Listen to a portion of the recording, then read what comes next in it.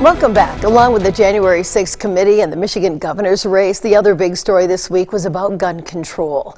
That's in the wake of numerous mass shootings over the past few weeks. None more heart-wrenching than the one in Uvalde, Texas, where a gunman killed 19 kids and 2 teachers at an elementary school.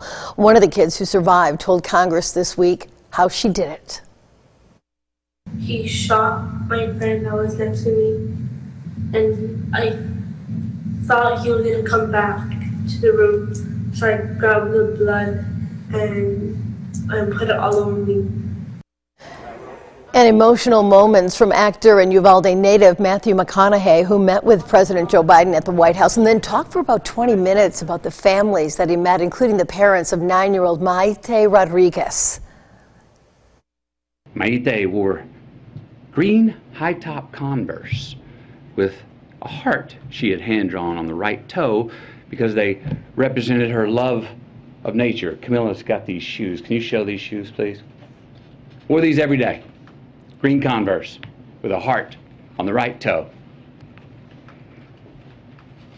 These are the same green Converse on her feet that turned out to be the only clear evidence that could identify her after the shooting.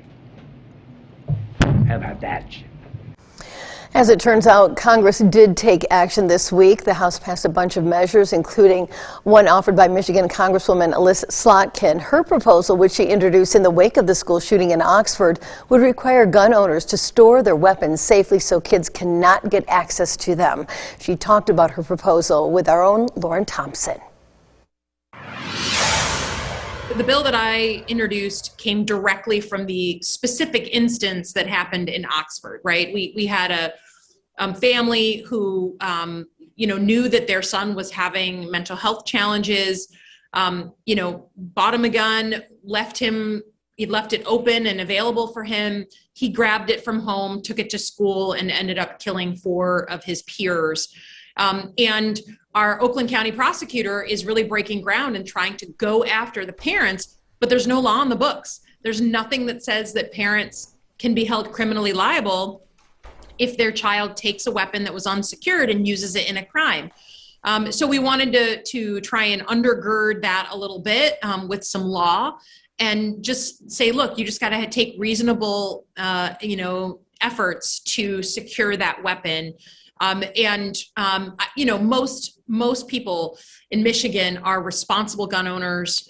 They understand that. Look, I grew up in a gun owning family. My dad, of course, secures the weapons from the grandkids. I mean, it's just something that most people do. But if you don't, and your child goes and commits mass murder because you just didn't lock up your gun, well, I think you should be charged or have the option of being charged. So that's what it's for.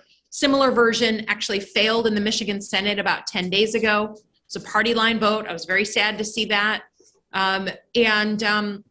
So we're trying to do it at the federal level. It has something to do with your ability to buy a gun. It has to do with personal responsibility once you own one. Have you found less resistance to this particular bill since it is just dealing with storage, or do you think it's still just that party line vote?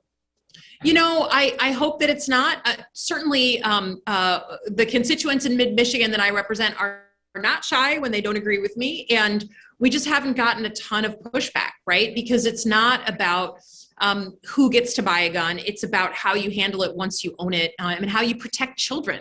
And I think that the average person understands that our responsibility is to protect kids in a society. And this is now the leading cause of death for young people in America. Now, while the bill passed the House, it's unlikely to make it through the evenly divided Senate, although senators from both parties are talking about a proposal that might get enough support to reach the president's desk. And that's our show for this week. Thanks for watching the Capitol Rundown.